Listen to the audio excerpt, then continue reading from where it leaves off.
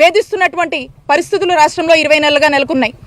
సామాన్యుడు కూడా ఈరోజు సామాన్య ప్రజలకు కూడా భద్రత లేదు, మహిళలకు భద్రత లేదు. ఈరోజు రాష్ట్రంలో ఈరోజు రాష్ట్రం పక్కా జంగల్ రాజులా తయారైందని చెప్పడానికి ఇవన్నీ కూడా నిదర్శనాలే, ఇవన్నీ కూడా ఎగ్జాంపుల్సే. అసలు ఎందుకు జరిగినాయి ఈ దాడులు మనం చూస్తూ ఉన్నాము. కల్తీ నెయ్యి అని చెప్పి ఈ తిరుపతి లడ్డు విషయంలో మరి చంద్రబాబు నాయుడు గారు పదే పదే అసత్య ప్రచారాలు చేస్తూ ఉన్నారు. అసలు ఈ అంశం ఎప్పుడు తెర మీదకి వచ్చింది? మీరు అధికారంలోకి వచ్చిన తర్వాతే కదా. జూలైలో 4 ట్యాంకర్లను మీరే రిజెక్ట్ చేశారు. ఆ రిజెక్ట్ చేసినవి మళ్ళీ 15 రోజులు మీరే ఆ పక్కకి ఆపారు, మళ్ళీ అవి యాక్సెప్ట్ చేశారు, మళ్ళీ శాంపుల్స్ తీశారు, కల్తీనేయని మీరే చెప్తా ఉన్నారు. క్లియర్గా సిబిఐ సిట్లో ఛార్జ్షీట్లో క్లియర్గా వాళ్ళు మెన్షన్ చేశారు కదా, ఎక్కడా కూడా లార్డ్ యానిమల్ ఫ్యాట్ అనేది ఇంక్లూడ్ అవ్వలేదు, ఇట్స్ నాట్ డిటెక్టెడ్ అని స్పష్టం చేసినా కూడా ఇంకా చంద్రబాబు నాయుడు గారు దీని మీద అసత్య ప్రచారాలు అవాస్తవాలను ఇంకా ప్రజలకు చెప్తూ నమ్మించేటువంటి ప్రయత్నం.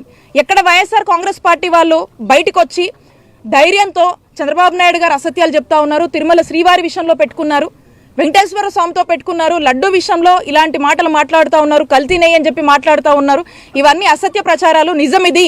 సిబిఐ సిట్టే క్లియర్గా చెప్పింది, ఎక్కడ కూడా యానిమల్ జంతు కొవ్వు అనేది కలవలేదు, ఇవన్నీ అవాస్తవం అని చెప్పి సిబిఐ సిట్లోనే రిపోర్ట్ చెప్తే చంద్రబాబు నాయుడు గారు ఇక వైసీపీ వాళ్ళు గుళ్ళకెళ్తే ఈ విధమైనటువంటి డైవర్షన్ పాలిటిక్స్లో భాగంగా దాడులకు ఏ విధంగా కూడా మరి ప్రోత్సహిస్తున్నారో మనం చూస్తూ ఉన్నాము.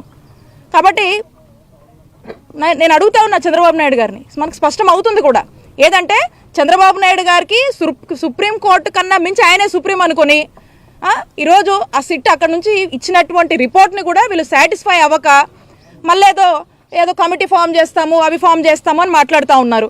మళ్ళీ మొన్న ఎక్కడో మాట్లాడుతూ ఉన్నారు, ఏదో కెమికల్స్ అని మాట్లాడుతూ ఉన్నారు. ఏం మాట్లాడుతున్నారు అసలుకి?